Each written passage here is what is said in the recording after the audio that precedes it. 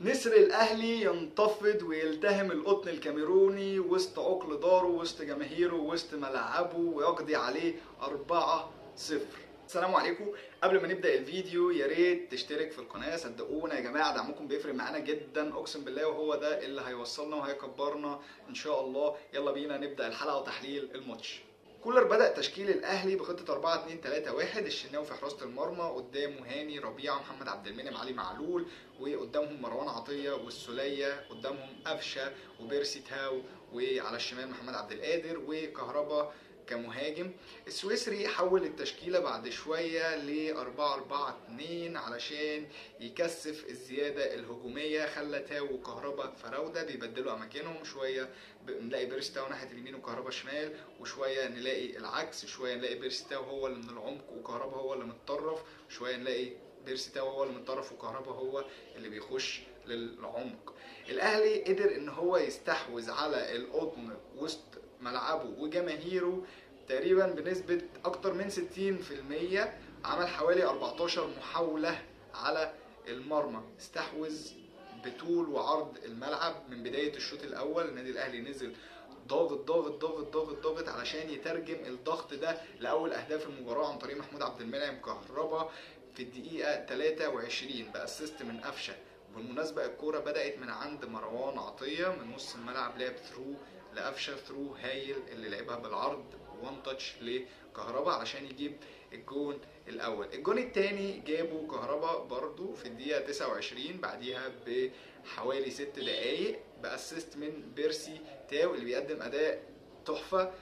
بينتهي الشوط الاول 2-0 وبيبدا الشوط الثاني علشان كهربا يحرز الهاتريك ليه في الدقيقه 51 باسيست برضو من بيرسي تاو. واخر اهداف المباراه كان عن طريق بيرسي تاو وعمل اسيستين، فقال اجيب انا بقى جون المره دي في الدقيقه 54 باسيست من السوليه المره دي علشان تنتهي المباراه 4-0 لصالح المارد الاحمر. بالنسبه لي وبالنسبه للجمهور كله، كهربا هو رجل المباراه النهارده وعن جداره.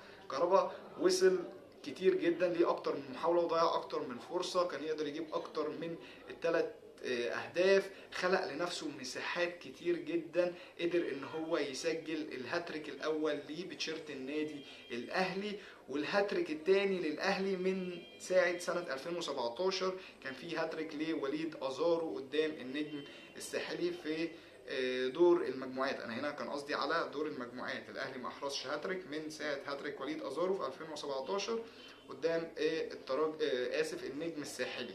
بيرسي تاو برضو بقاله كذا ماتش بيقدم اداء يعني ثابت جدا، وبيقدم اداء فردي وجماعي الاثنين. يعني النهارده شفناه في التو اسيستس اللي هو عملهم اداء جماعي جدا، مع ان الجون الثاني هو كان شبه منفرد بالمرمى وكان يقدر هو اللي يحرز الهدف، ولكن فضل ان هو يبصيها لكهربا اللي جاي فاضي خالص علشان يحط الجون الثاني. وفي نفس الوقت اداء فردي زي الجول الرابع. وبالنسبه برضو للاداء الفردي، الهدف اللي احرزه في سان داونز الماتش اللي فات كان من اداء فردي، كان جون جميل جدا. بيرسي تاو بينفجر النهارده وبيصنع الهدف الثاني وبيصنع الهدف الثالث وبيسجل الهدف الرابع. بقاله كام ماتش رتمه بيعلى عن الماتش اللي قبله، ويمكن ده اللي خلى المدرب السويسري يديله الثقه كاساسي، يديله الثقه في الماتشات بعد ما كان راجع من اصابه وبعد كده رجع دكه ينزل كبديل. الكلام ده كله بيبدا اساسي وبيعمل اداء ولا اروع.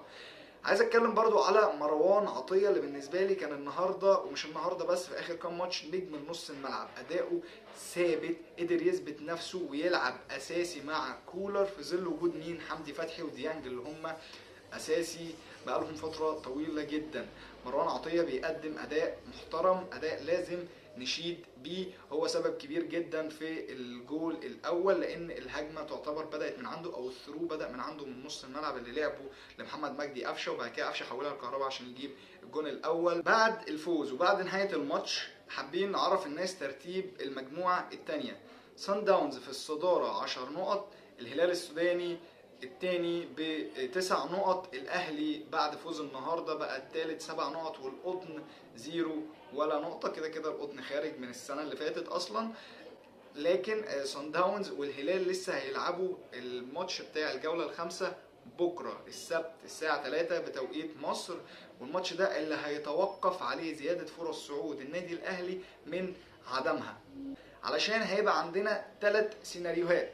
السيناريو الاول ان سان داونز يكسب الهلال، وده احسن سيناريو ممكن يحصل، لان سان داونز هيبقى 13 نقطه وهو كده كده ضامن الصعود كاول المجموعه، والهلال هيتوقف رصيده عند 9 نقط.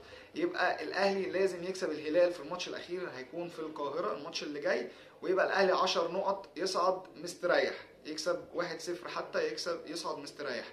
طيب ايه السيناريو التاني؟ ان السان داونز والهلال يتعادلوا بكره، والسيناريو ده هيكون فيه ريسك كبير جدا بالنسبه للنادي الاهلي، لان سان داونز هيبقى 11 نقطه والهلال هيبقى 10 نقط، والاهلي هيبقى لازم يكسب الهلال الماتش اللي جاي اكتر من 1-0، لان في المواجهات المباشره ونتيجه ماتش الذهاب في السودان انتهت 1-0 لصالح الهلال، فالاهلي لازم يكسب باكتر من فرق هدف، يعني مثلا 2-0 او 3-1 علشان يصعد مع سان داونز. طيب السيناريو الثالث لا قدر الله ان الهلال هو اللي يكسب سان داونز، وبكده هيبقى الماتش الاخير ما بين الاهلي والهلال مجرد تحصيل حاصل، لان هيبقى الهلال 12 نقطة وسان داونز 10 نقط، وسان داونز لسه هيكون فاضل له ماتش مع القطن الكاميروني، اعتقد بنسبة كبيرة ان هو هيكسب يعني، فيبقى الصعود لسان داونز الهلال وخروج الاهلي والقطن. بنتمنى ان يحصل السيناريو الاولاني وسان داونز يكسب الهلال، لان دوت هيسهل فرصة صعود النادي الاهلي بكتير جدا عن السيناريو الثاني. كل التوفيق للنادي الاهلي ولكل الانديه المصريه في البطولات الافريقيه، ان شاء الله الاهلي والزمالك يصعدوا لدور الثمانيه. كل التوفيق للنادي الاهلي ولكل الانديه المصريه في البطولات الافريقيه، ان شاء الله الاهلي والزمالك يصعدوا لدور الثمانيه. وبس كده يا صديقي، كان معاكم زي من في التسعين، ولو عجبك الفيديو يا ريت تشترك في القناه وتفعل زر الجرس عشان يوصلك كل فيديو جديد. سلام.